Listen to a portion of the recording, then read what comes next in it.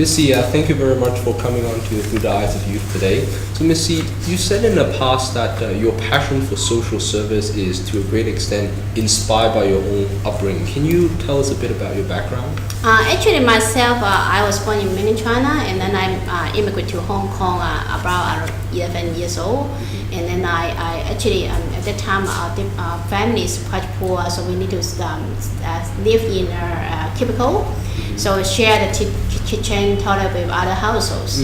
And we need to move many times because we are always face evictions. And also we have faced many discrimination from the local people sometimes.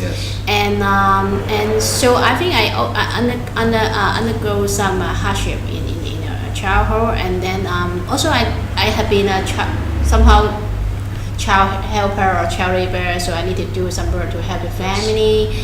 And I think the other inspire me is because not because myself is difficult, it's because also I have some good teachers, especially in secondary school, and some of my teachers, they teach us the social studies. So let me know about the society and what's the personal responsibility to how to commit yourself to have a society, and then we have a chance to do the community service work.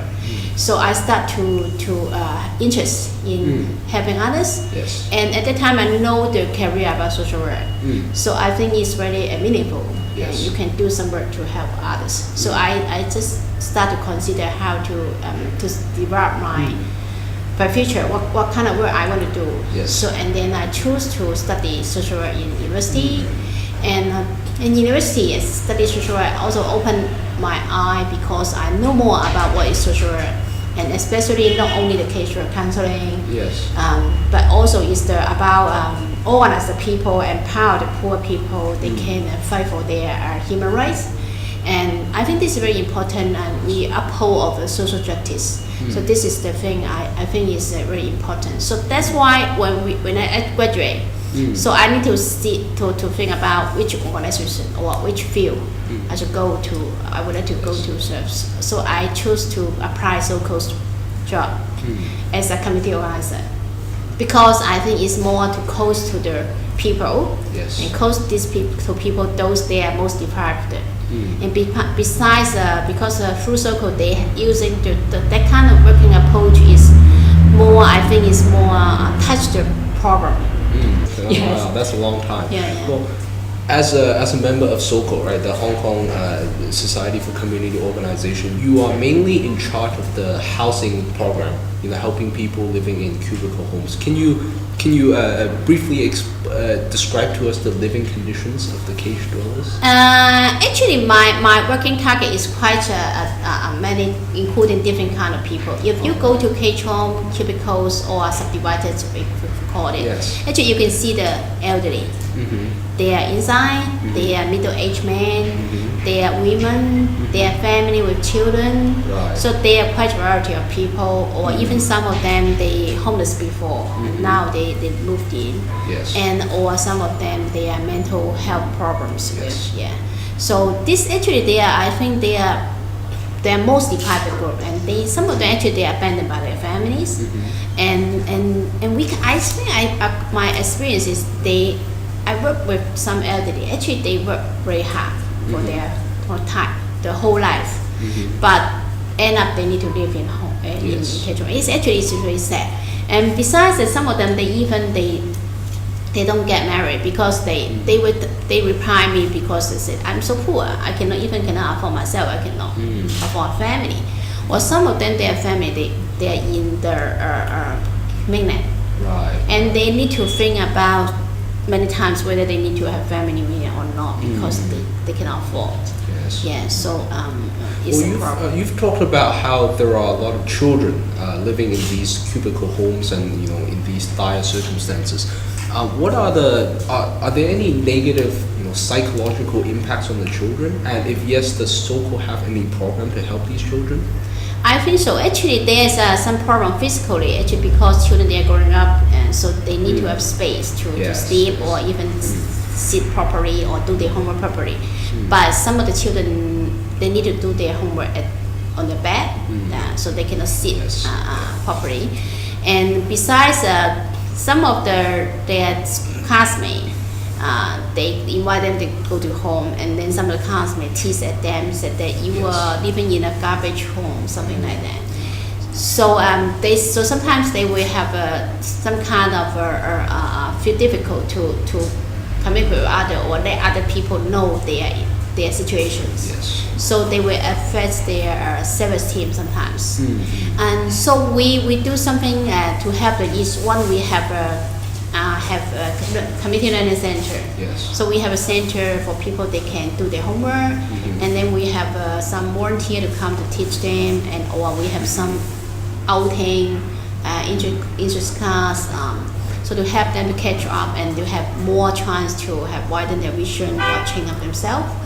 And we also have a program we call it child mentorship. Right. And it's we recruit those people they are from middle class or they are more educated and they are more resourceful. Yes. So they can match with the children.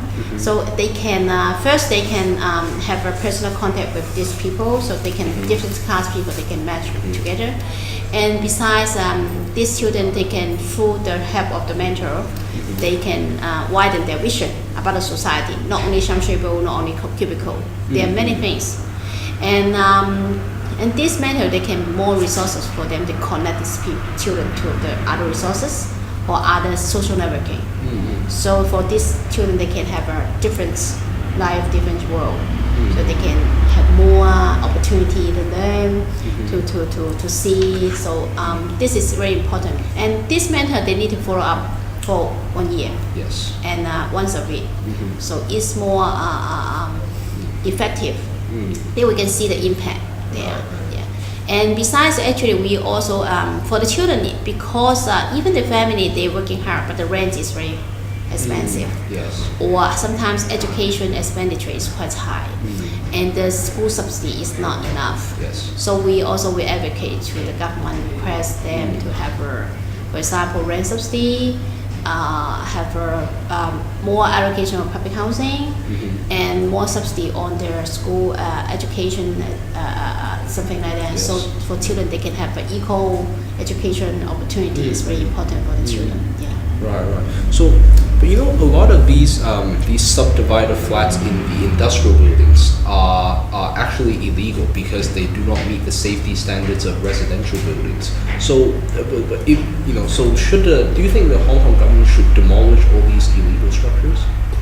I think we hope, of course, we hope there's no illegal structure in Hong Kong. Every people live in a very safe place.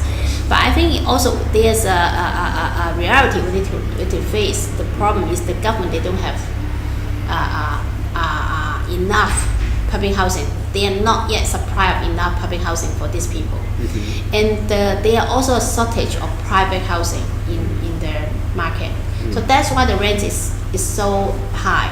And the landlord, they can increase the rent anytime they want. So the problem is if we want people, we want to regulate we call it subdivided flats and the illegal structures. We need to have a rehousing policy for these people. So otherwise, you said this illegal, this is illegal, and the poor people, they don't know where to live. So how many people are waiting well, I assume that most of these people living in cubicle homes have applied for public housing and are waiting. Most of them, they applied, but some of them, they not applied. One of the reasons is because some of their income a little bit higher than the criteria. Yes. And then the others, we have a few percentage of the elderly. They live in cage home for a long time. Yeah. And it's difficult for them to move the other area if they don't have public housing in nearby. They will feel difficult to adjust to another new environment. Yeah. And some elderly, it's really sad. Sometimes they say, I'm so old. I don't know I will die tomorrow or not. And so they don't move me. So with some special case, we think the government, they can maybe something like home modification to help them to in their original pace to have some more modify their home to make it better for them. So I think that the government should have different means to help people. But out of those who have applied for public housing, how long is the queue? How many people are waiting for public housing? It's actually different on the different people. Right. And the longest one is the single people. If you're young and single, and I mean young is not 18. Yeah. Even you are 40 something or 50, you still need a waiting time. The waiting time is long, and could be 10 years or over 10 years. So it's long. Right. And then for the ordinary family of children, depends on which district you're waiting for. If you're waiting for new territory, could be 3 to 4 years. Yes. But if you're waiting for urban area, Yeah. because you have job there, and then you need to around 7 years now. Before that is 6 years. It's getting longer actually. Yeah. And if you're an immigrant, and then you need to fulfill the 7 years residence rule and then waiting time. So it's quite long. And besides, because if the rent in the public housing is cheap, is fine. Yeah, they will feel fine because I pay so little. But now it's getting expensive. Those they feel it's so expensive, and then waiting time is so long. Yes. And besides, sometimes even you pay the rents, the landlord not allow you to live there because they have other plan to have develop their flat, or they sell the flat and they don't want you to live, and then even you pay and they don't allow you. So you need to move. So this is another problems they are facing. To be fair, I think Sze Lai-shan is do more than Dong Lo Jan, because Dong Lo Jan don't want to do anything for the poor. Yeah.